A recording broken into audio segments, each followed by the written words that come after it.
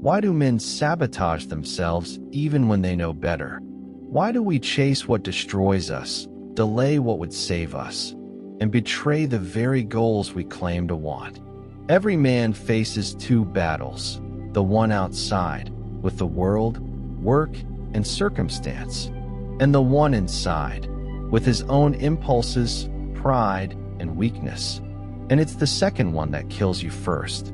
Self-destruction doesn't always come with chaos. Sometimes it comes quietly.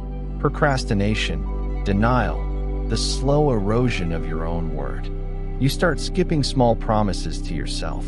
You stop facing hard truths. You pretend everything's fine until one day you realize you've become the very person you used to fear becoming. The question is not whether destruction comes for us. It's whether we see it soon enough to stop feeding it. No man sets out to ruin his own life. It begins with avoidance, the small lies we tell ourselves to escape discomfort. I'll deal with it later. I deserve a break. I'm not ready yet. Each of those lines sounds harmless, even reasonable, but they're bricks in the wall of self-deception, a wall that keeps you safe from responsibility while quietly trapping you inside mediocrity. Self-destruction thrives in comfort, because comfort whispers, "You're okay," when you're not. It makes you blind to the slow decay of your potential. You don't need to crash your car or lose your job to be self-destructive. All it takes is the daily habit of refusing your own growth. The man who avoids pain avoids power, and eventually, he avoids himself.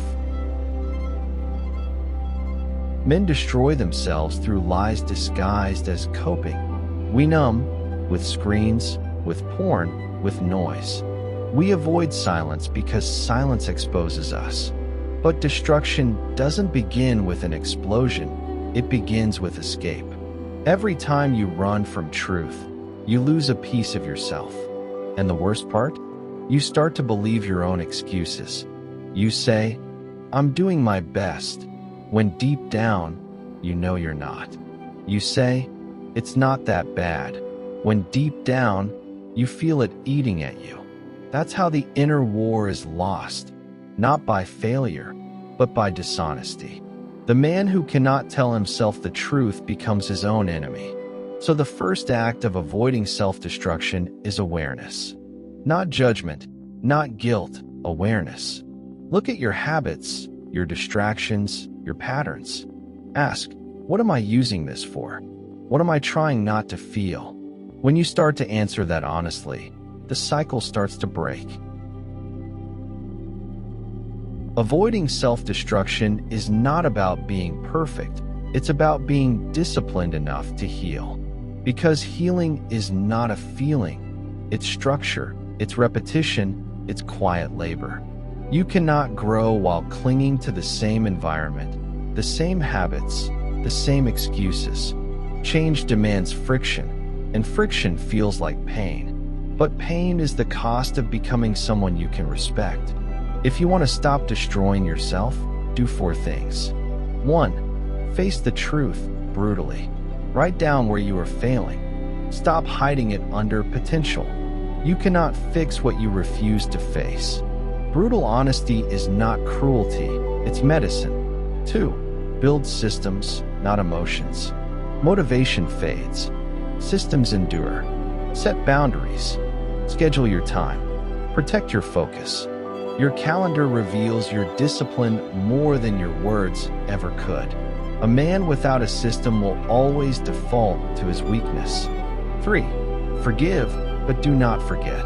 Self-destruction often grows from shame, the weight of your past mistakes.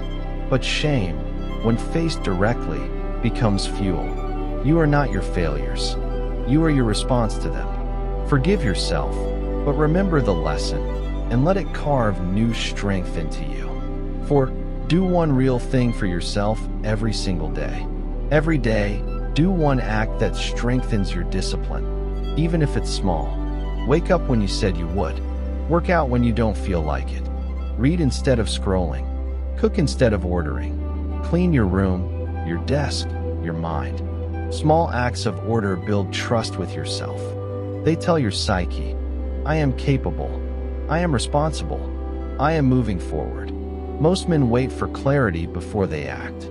But clarity comes from action, from the daily choice to act with integrity even when no one is watching. That's how you stop the cycle. Not through grand awakenings, but through quiet, consistent rebellion against your own chaos. Because the opposite of self-destruction is self-respect. And self-respect is built, brick by brick, through the discipline of daily meaning. Every man has a shadow, the part of him that craves comfort, control, and the illusion of safety. But if you keep feeding that part, it will consume the rest of you. Avoiding self-destruction is not about never falling. It's about learning to catch yourself before you hit the ground. It's about awareness, discipline, and truth, practiced daily, quietly, relentlessly. At some point, you must look at your reflection and say, no more running, no more excuses. From here on, I'm responsible. That's not weakness. That's rebirth.